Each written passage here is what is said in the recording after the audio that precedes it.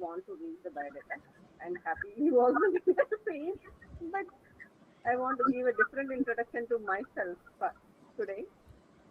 So, first and foremost, I wish our forum to have more and more wonderful professional sessions like this. And I want all of us to get upgraded with all the senior members. So, today, bringing me as the first speaker is something which is a greater privilege for me in front of all the seniors actually who inspired me. Like, to be frank and honest, I did not know what is nutrition and dietetics until I checked the form for BSc nutrition. Okay, then my auntie said, I have seen a dietitian in SMS. So just to see her, I went, and the first dietitian of my life is Dr. Bhamini ma'am. And that's how I get inspired. And then later during my college days, Dr. Dharani and Dr. Nirmala Jesdasan and many more people who are all, many of them are here in our group also. So it's really a privilege to talk in front of all of them. And that's a wonderful moment for me also. Thank you for this opportunity. And thank you for giving my introduction. But today, as Divya ma'am said, we are not going into the formal guidelines of nutrition and dietetics. We are going to talk something behind the dietary clinic, okay, and beyond the human values. So let me introduce myself again. Can you see the full screen Yes, ma'am. No, full screen is not there. now? Yeah, it is. Okay. So if you want to know who am I, I'm just one among you who is still fighting to make my father adhere first, more than my patients.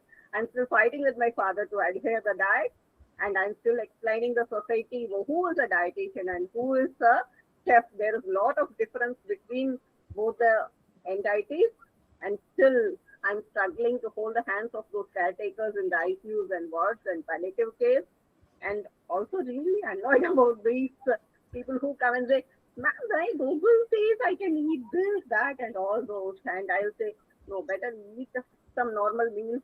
They will look at me, "What? You're not talking, you're not friendly." So, all these things I'm also fighting along with that. You, so I'm just one among you. But why I felt this session is most important. Being a psychologist, to be honest, when I entered the psychology, the field is totally with the different because we study child development and human values, and that's how when I wanted to do a post graduation in like out of school, that is correspondence mode, I opted for psychology when people also suggested. But today, beyond the psychological care to the patients or my clients, meeting with being a founder of TNF and being working with many dietitians as a founder of Trickia and other things, or also working along with IAPN and many in our networks, I could find one thing very bad among our dietitians. Last year, I think December 2025, even there was a message circulated, don't join nutrition courses because the field is totally cumbersome and there is no survival for us. So that is one thing strongly I was like for past 1 or 2 years, I was talking to people that we need to give mental health guidance for dietitians for various different reasons for our fraternity. And all those reasons together, I try to make a small session for you today. So what is training us? So in the earlier days, we have a very few challenges in front of us. As I said, making the client adhere, or the challenges of the patients with the low motivation or the cognitive impairment. As I work with the neuro patients, the cognitive impairment will be bad. They cannot take food. They cannot swallow food. They fear food.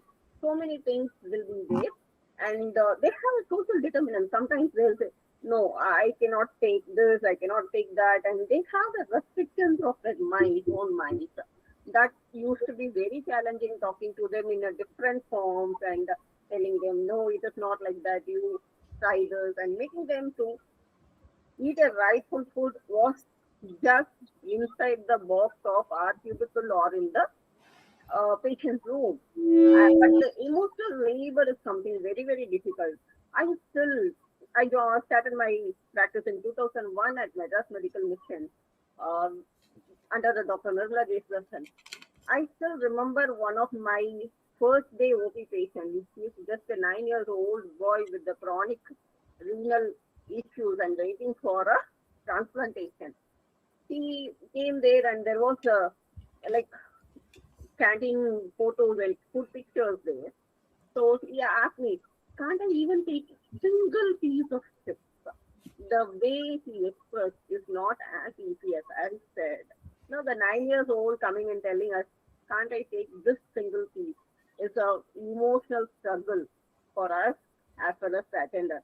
The tears of the parents will just leave us sleepless. So it was a heavy burden in working with the pain and palliative clients and working in the ICU. Every ICU round is as emotional struggle as the doctor or the nurse or the caretaker. We undergo same burnout and the compassion fatigue is very real. One carries along with us behind our face mask and the diet chart, isn't it? So what are the personal impacts? Apart from all those struggles, we have many other things, many things like processing or debriefing what we are undergoing. All those things carry a bigger strain and larger things for us. So, yes, the burnout, something happening today. No, it is already in the olden days. But where is the difference is the part I come later. But there used to be burnout, workload, digital demands, and all those things. In fact, I can say one way we are much better because earlier we used to like in our dietetics department, apart from the kitchen, we have to maintain some charts, booklets, and all those things to be intended. All those stock keepings and other things have to be done and our work record, workflow every day, you have to make what you do, what you have done, how many patients you have seen, what was the patient's case, and all those documentation was intensified workload. And sometimes the transformation of like documentation from paper to screens were also intensified in one point of time. Now it is only screens, right?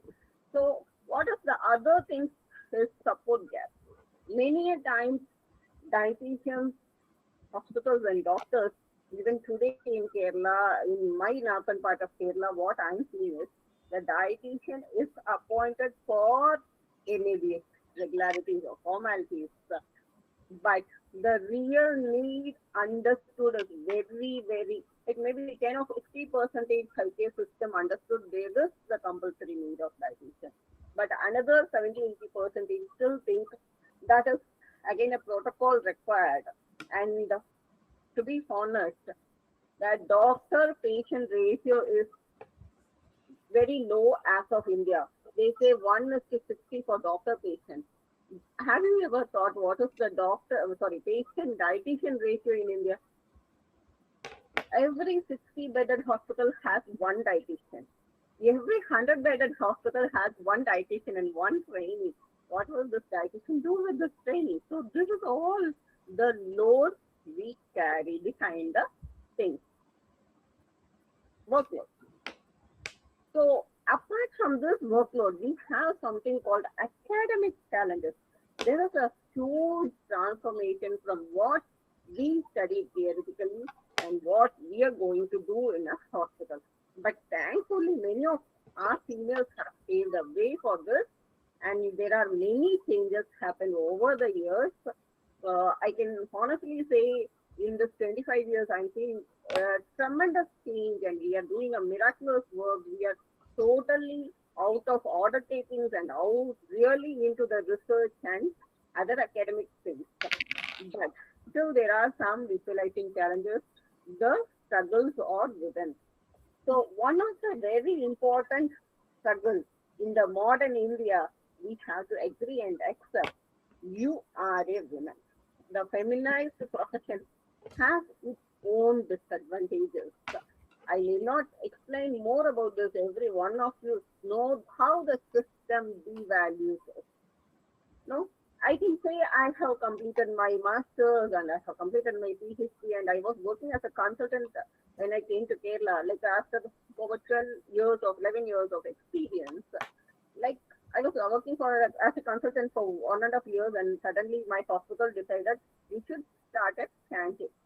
Okay, that's not a dietary kitchen; it's a canteen. Okay, so when there was a senior manager, he slightly walked into my room and just said, "Madam, from tomorrow you have to start order taking for the canteen."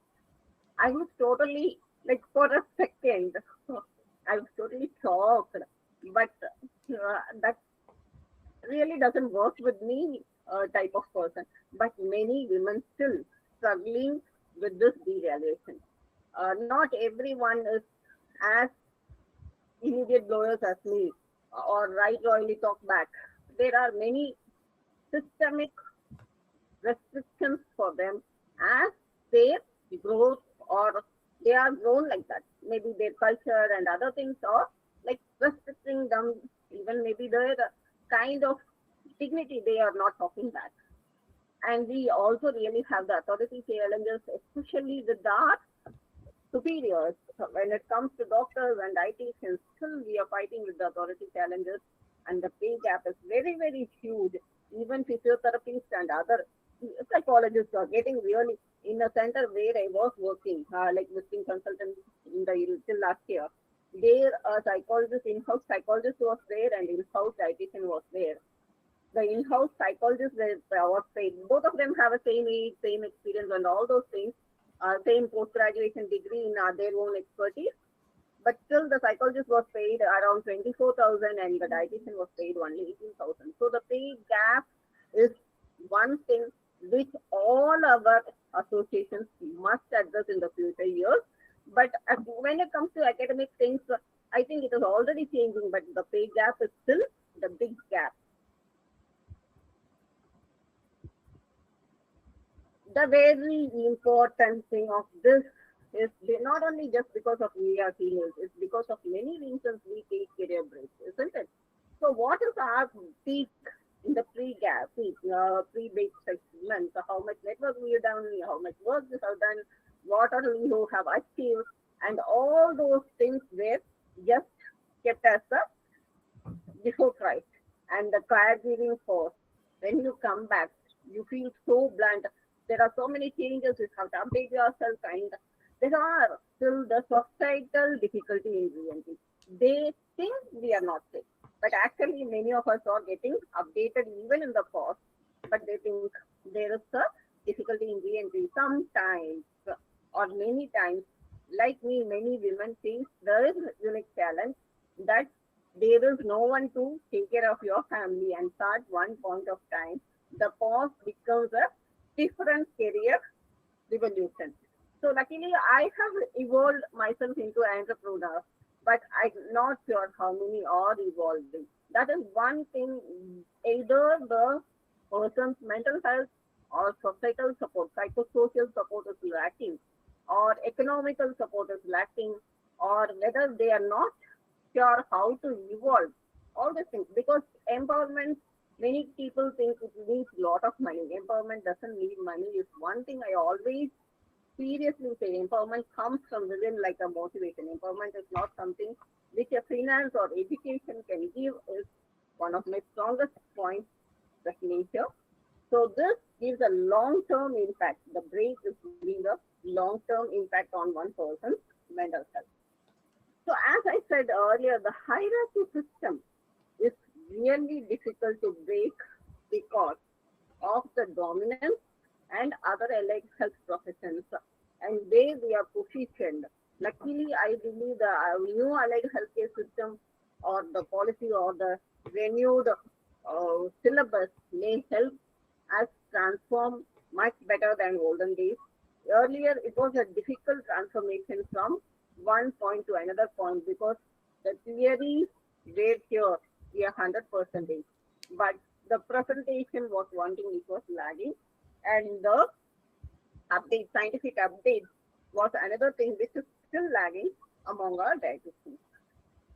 So another important thing, over initial days is always problems. After a particular point, that is after 10 years, 12 years, 15 years, the growth is stagnated. What next? You are a junior dietitian, you are a senior dietitian, or sometimes you may evolve into a chief dietitian. What else? There is no more challenges, no more opportunities, no more interesting turnovers. So how and where we are going to break this pattern? So this is one point I always tell in my forum, community nutrition forum, or to my dietitians. I always say that one place we have to stop stagnating is research.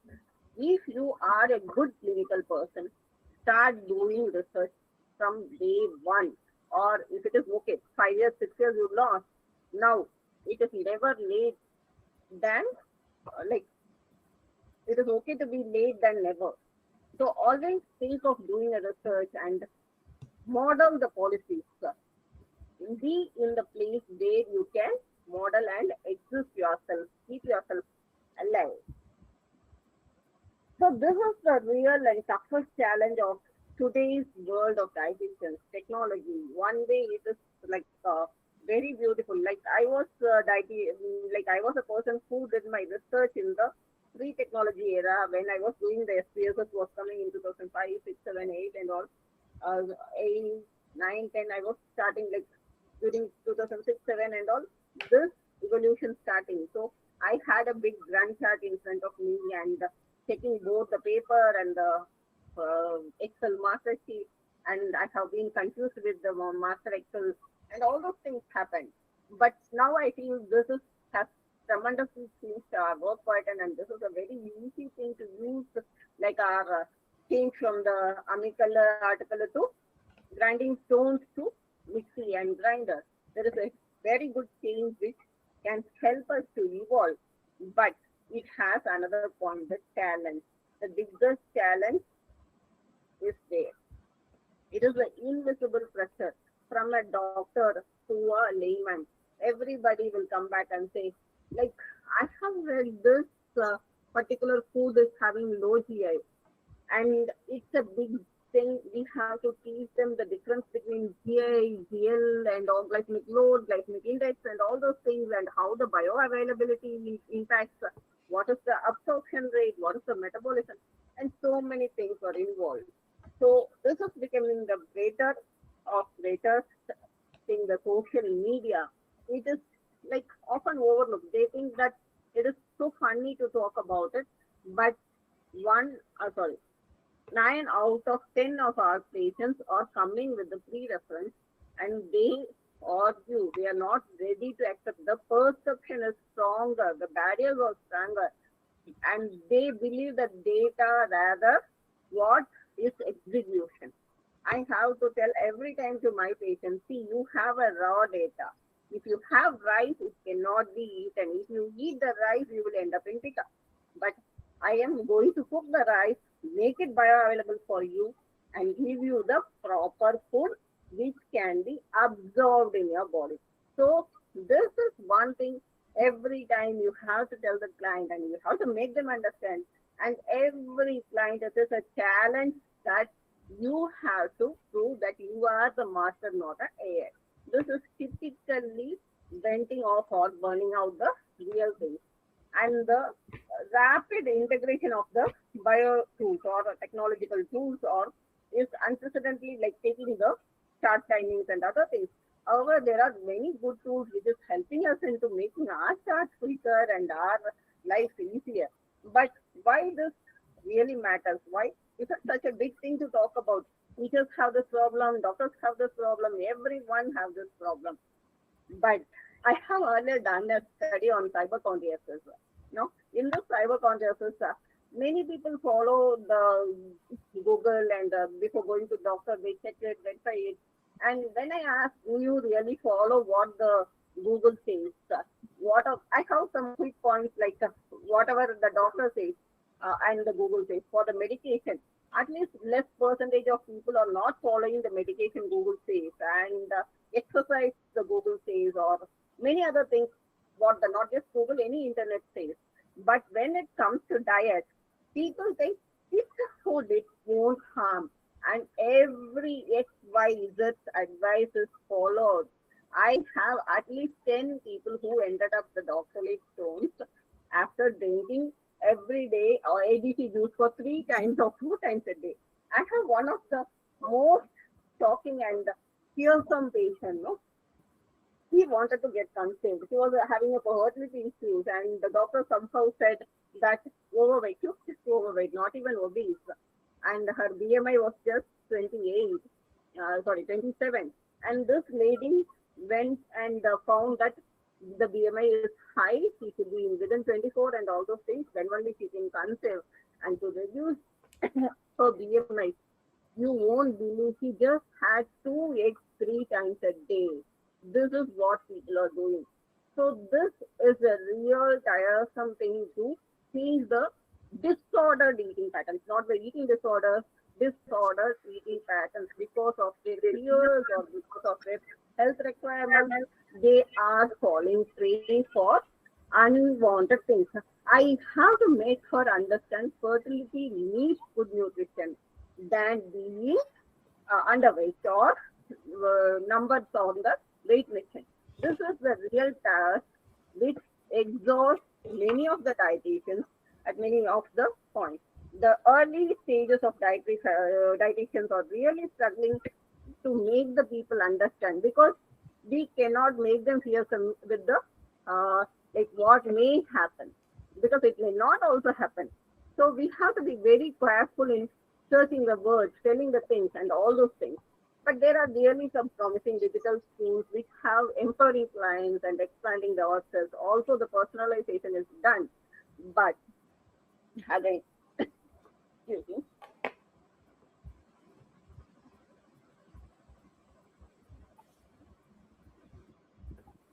but again, it is only to the 10 to 15%, not up to the mark.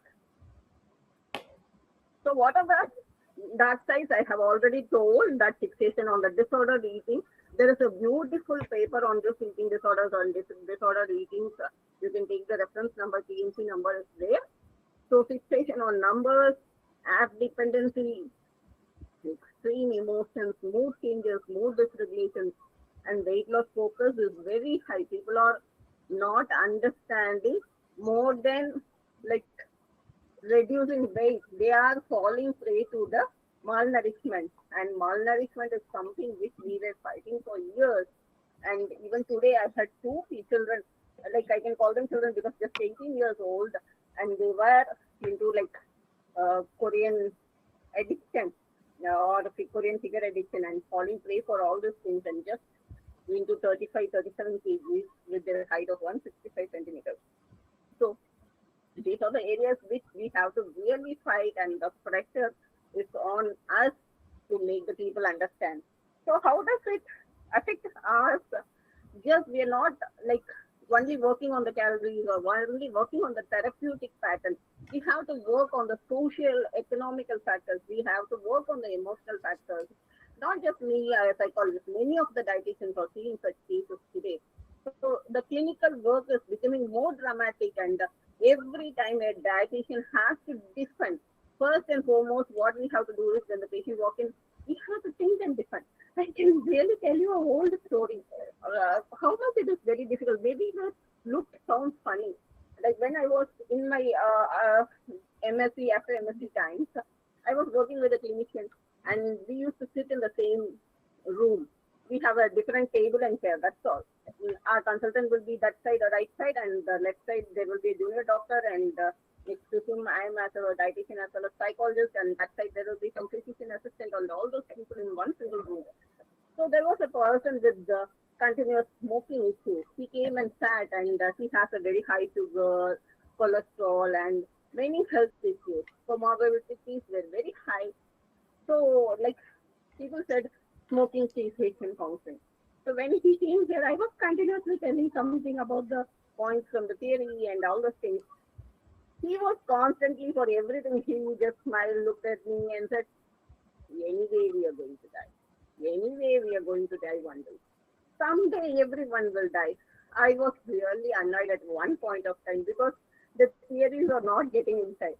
I finally said, "Okay, come, let's go to the top floor of our hospital." He was like just staring at me. Why? I said, we have to jump now. One day we are going to die. Why not today, this moment? Then he just looked back and said, what are you implying?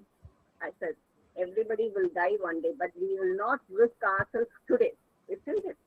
So this is the every defending factor the psychologists used to do earlier. But today, every dietitian has to defend and tell, so you see, please don't do this. This is not, every XYZ on your internet is not a rightful diet. It is not 100% okay for you. It is causing problems. So every minute on back of your brain, you have to constantly defend your patients. That is a real struggle for anybody. This is the reason why the psychologists or psychiatrists used to get burned out. Now it is very heavy on dietitians also. And ethical dilemmas are very high because many people today are like changing so many legitimate things. Even sometimes doctors will come and say this much calories, this much, and any gynecologist will say that's weight loss diet. This is becoming a very big unethical issue, and many times even this app people over is recruiting. Even recently, a junior dietitian told me, "Ma'am, this app is totally against our ethics, and we have not studied anything what they are saying." So these kind of things is also coming, and we are really struggling with the fakes and fraudulence. So the technology is really hurting us more than what it is supposed to be. The grinder or mixie were not like they just support us and do their duty and sit back. But AI is not just supporting. It is for everything, every XY that we support. Even recently there was a suicide happened, which the boy has connected with the A and A has encouraged him to die because A says that whatever you say is right. It is a kind of people pleaser, and whatever mentality you are in, it will support the same mentality. So if you are going to say what is good and or XY that is good for me because I want this, and it will give all the supportive documents. It will not talk about the red flag. So this digital overload is also doing another side of problem. Like earlier, they used to say, stop, like while eating, you cannot even talk. Was the olden principle. Today, you can scroll and scroll and scroll unlimited. You do not know what you are eating. There are many reels. Actually, I wanted to post some of the reels, but unfortunately, my system got some problems. So I'm using the tab. I couldn't do many things in the tab. So the reel says that sometimes people doesn't even bother about what they had. One of the beautiful and very funny reel, though it is funny, it's very important reel. The lady just removes the plate and heats some water, and this man will just dip the water, the roti into the water and eat. And he will say, "Why this curry tastes like a water?" Then she will say, "You are just dipping on the water, not on the curry." So this kind of mindlessness is increasing, and intuitive eating is the another problem. Pseudoscientific claims are very high. Intuitive eating and confusions and behavioral disorders are rising with the food patterns and food behaviors. And again, the biggest problem. Even recently, I was like so like I some of the research. There is no other option. I have to just throw it away and say this is not a research because many people nowadays even they are writing the case reports with the hey, and they are not even correlating with the what is happening. Is the facts are real? Earlier, I don't know if other states have this term, e-edition. That is like once a student has gone for the exam, he doesn't know anything. So what he does is he just see his friend and started writing, copying. So when he started copying, the friend was disturbed by the housefly. So he just eaten the housefly, and that beaten part of the housefly uh, what you call is rested on the paper.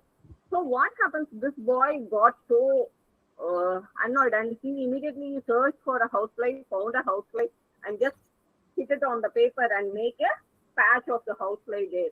That is called copying to the core. That is what is happening in the research field today. Our dietitians are not exempted from this. The AI impacted researchers is not a small problem. It is a bigger problem. It is going to affect the policies what the government is going to take. And if the policies are affected, then our children's health is going to be affected. We have to be responsible for our next generation, our children, our grandchildren. So please be careful about every research you write and every word you quote, because your research will be like, even today I have read an article. Once there was a flawed research. Before it was understood it is a flawed research, and before it was stopped, there were 93 citations happened, and many policies were taken on believing this research. So be more mindful, more conscious on what you are doing on AI. AI only has data. You are master in interpretation. Don't follow the data. Raw data will not help us. So identify the research gaps and have an impactful studies. Empower yourself with the clinical asset training, boundary settings, talk, seek, seek help. And there is a very poor system. I have to agree. We are feeling isolated many times. We have lack of supervision. We couldn't express many times. We are insecure. Our salaries are very low. Irrespective of all of this, we are the authority of ourselves and the society which is looking on us. So let's redefine what we are supposed to do. Let's write our own rules. Let's redefine everything. The organizational support you want, go talk to the organization. Tell them your real problems without emotions. Don't go and cry there.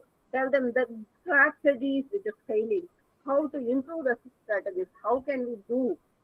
And anybody, when I say this, they'll say, no, ma'am, my organization is not like this. But I will honestly tell you, when I had become a HOD for the first time in MD Diabetes, there was a HR manager who was a very senior person. He said, congratulations, you are youngest HOD of this institution. Then I said, sir, do you have any suggestion for me to go about? He said, only one thing our director always looks for. Be justified with what you are doing. Good, bad, or good. Be justified. So I always looked into the scientific points rather being emotional. And that really worked for me and also for many of my clients. Emotions are 100% okay. If you are feeling harassed, humiliated, sit and cry for 2 days, it is okay. Completely fine, because you are a human being. But after that, wipe yourself and talk what is failing with a technical or a rightful way. Don't be very pessimistic or don't be like overpowered by your emotions. Just give a proper strategy. Build a good peer network. Talk to your peers. Have an understanding. Fight with them. Cry with them. Sit with them. But have a good network like what we are having now in South Indian Dietitians or Community Nutrition Forum. Have a good network and lean on someone whenever needed, and give shoulders to someone when they need also. And please always have a point that without us, that is a constant thing that Indian origin has. Is they always say that without us there is nothing. We believe strongly the first person to take care of is us. Most of the time in Tamil there is a saying goes that without the wall there cannot be any painting. So without you nothing can be built. So first take care of yourself, and self care is never a selfish. Once you take care of yourself, then only you can care others. And to the same, enhance the training, find the better resources, let's have a more team integration within among ourselves, and let's develop a much, much better self-care culture. This is not only by me, there are many psychological studies which say these are the strategies to address in all kind of workplace mental health issues. So blend the technology with care, compassion. Don't use it with the mindlessness. Use it mindfully. It is to help us. It is not to decrease our value. And remember, I was doing in my 15 years, there was a typewriter and typewriting institute. So many of you can go back to the typewriter cinemas and songs, romantic songs, but don't go there, just come back. So I have studied typewriting. And that was the time people were talking about the computer. And even my cousin said, like, I'm into computers. What is the use of your typewriter? I said, I don't know, but it is available to me now. Let me understand it. The typewriter, many people think it has gone and out of value now, but please understand it is not gone. It is evolved into computer and laptop. Now my speed of typing is much better than my cousin who can do anything in the computer. But the speed is also important for her to develop the formulas now. After that, she studied how to type from me, though in the computer. But there are some basics which will really help you in promotion. So don't, what to say, avoid the basics, learn the basics, understand the basics. That will evolve, and in the phase of evolution, it will help you beautifully. With this, being a proud dietitian, I'm saying thank you. If there is any questions, please feel free. Let's have a good chat. And if you're not ready here, you can even message. We will have it. Thank you, Priya ma'am, for bringing everything together. It's like, as you said, it is like these are the challenges all of us face, and it's like we don't speak out. It's like most of us face, and it is not that we've spoken anywhere. And I request everyone to add your thoughts so that it will be a healthy discussion on how to manage all these things. Yeah, we have a very small crowd here. We can talk. Yeah,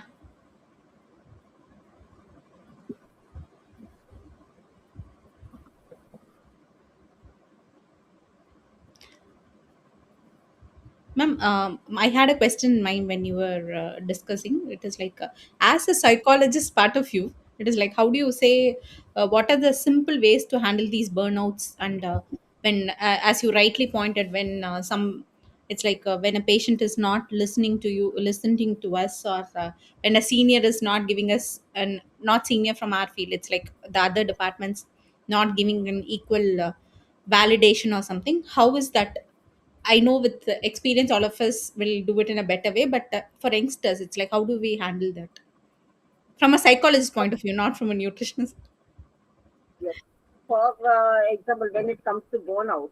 So when it comes to the burnout, there is a very simple principle which is followed in the olden days. They used to tell, just leave your slippers and your office matters outside. Hmm. Yeah. Okay. So once you are out of this, like because you prioritize, there are certain things which is very, very important to address. That Hmm. doesn't mean you have to completely set yourself. But work for 8 hours a day because the brain cannot work so much after that. Physically also you will get weakened and mentally also you get weakened. So the burnout happens. Once the burnout starts, we cannot focus or concentrate on what is real. So Hmm. once you finish your work, Hmm. close off what is not urgent. Okay. Okay? If there is something urgent, you can just finish it off. Otherwise, every day take a good self-care practice for at least 30 minutes. Can anyone say what is self-care? How do you do your self-care? You can type down the chat box also if you're not comfortable Yeah. unmuting yourself. The biggest fear of us is when we talk, I suffered, I tried, people may think that I'm weak. This is the biggest problem. Another important point I missed in the thing is there are many dietitians nowadays I'm seeing that they are so afraid about their own body image Hmm. because the profession demands it more than a person. The profession, the patient comes and says, "Madam, your weight is not low." I had this problem, like not the body weight problem. I had the problem when I was in my early days. A patient told me, like, first you put on some weight and come back like this. Then I was getting lean. But we have to understand, we know more about obesity than any other patient. Hmm. No? obesity is not just food. There are many things associated. So we have to accept that so that we will confidently deal with.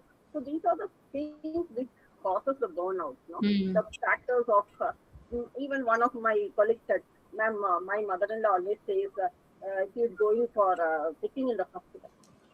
So these are the factors. After so much of technical and documental work we do, and we get ridiculed for something. So rest and mentally recharge. How do you rest and mentally recharge? That is my question. If you are going to scroll and say call it a rest, then it is not a rest. If you are sitting in front of the TV and calling it as a rest, it is not a rest. Okay. The real rest for any burnout is very, very, very, very simple. First thing is take a good bath. Okay. Bathing like improves the blood circulation. Take a good walk. Everyday physical activity empowers mental wellness. Then the third thing is have your hobby. When was the last time you danced? When was the last time you sang? When was the last time you scribbled? No? The scribbling when on your college desk has made you smile and laugh giggle. That gives a freshness.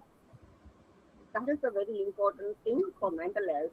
And I add on a very important thing today what many people are lacking is a small quiet nap. 20 minutes of nap just recharges us. Today I came only by 6:30. Everything is not set. I just said if I have to take a class because Saturdays are generally full for us. So if I need to take a class, I need a rest. 20 minutes I slept. This 20 minutes of nap should not exceed. If you're making it 1 or 2 hours and delaying your work, postponing your things, that is the important thing. And self-care, when we talk so much of our diet, there are many people we are missing on our health seafood tea. Our dust, sometimes our tiffin box are lacking, green leafies and other things. Sometimes we also do some gimmicks like our patients. So be always on what you eat. Food has no other like supplements cannot change. Only food can vitalize you. So these are the 5 points as a psychologist every day I follow. And early morning I do Surya Namaskar and every evening I do Chandra Namaskar to mellow down. That is another important yoga. Many yoga therapists will not talk about, but Chandra Namaskar will mellow down. The Surya Namaskar is vitalized and energized. Chandra Namaskar will mellow down. We are not in the race and don't compete. Many people think, oh, he's doing far better than me. Stop with that. Competition is not our life. We are all traveling in our own journey, and every journey you do on the road should not be competed. If you are competing on the road, accidents happen. If you are competing on your career, you are the loser. Instead, travel your own way. You do something associated if necessary, if not, it is okay. But have your own firm mindset, mellow yourself. That is what I do for reducing burnout. And of course, the family and other economic situations also are there. But self care every day, 30 minutes staying on us, makes Hmm. the life wonderful. Thank you, ma'am. Thank you About for. the second question, ma'am, I had answered only for the burnout. No, no, same. You have answered. I asked different stages. It's like I was talking about burnout and other things. I wanted to thank Sheila, ma'am. Ma'am has left. Ma'am had Oh, thanked you also. So, okay. anyway, thank you, ma'am. If there are any questions, I think we can close the session. It's like Chikkala, ma'am. Do you want to add anything? Sweta, ma'am, Ashma, and Abhirami. Ashima and Abhirami. It's like if you have any. Okay. Yeah. Dopan, thank you. A very informative Um, session. I really yeah, enjoyed this session. I knew it would be a very good session because it's already Dr. Sripriya ma'am. So I was so super happy to be a part of this. So thank you so much for arranging this wonderful session. Thank you. Thank you. Chitkala, ma'am, please. Sorry. We. Yeah, thank you so much. I'm an academician though, Okay. so it was very informative. Uh, Yeah, psychology is something that we often don't pay much attention to. So this was very insightful and like very informative. Thank you so much. Look forward to such sessions in the future. thank you so much, ma'am. Thank Thank you. you, ma'am. Thank you so much. Ashima and Sweta, do you have anything to add? I have really attended Sri Priya ma'am's more classes and it was really useful. Okay. And thank you so much, Sri Priya ma'am, and all the others for who have arranged for this. Thank you. Thank you. Thank you so much. Thank you, Sri Priya ma'am. It's a very nice session actually. I'm a working dietitian, so it's helped me a lot actually, and it satisfies my heart actually. Thank you. That is really what I wanted. Thank you so much, Yes, Sweta. that is why we wanted Thank these you. such sessions, and that is what we want to say. It is not that only because of the session you people need to contact any one of us. It's like if you find it difficult to handle anything, all of us are here. It is not only two of us. So all of us are here to help all of you out. So it's like anytime when you feel anything, you want to discuss anything, please let us know. Thank you, and Sure, ma'am. thank you so Thank you. thank you. It's for all of Thank you, and thank you, Steve Priya ma'am. It is like making it easier for me, to be honest. Thank you. welcome, dear. Welcome. Thank you. Bye bye, ma'am. Thank you, one and all, for joining and giving your kind words. Thank you. Thank you. I'll wind up now.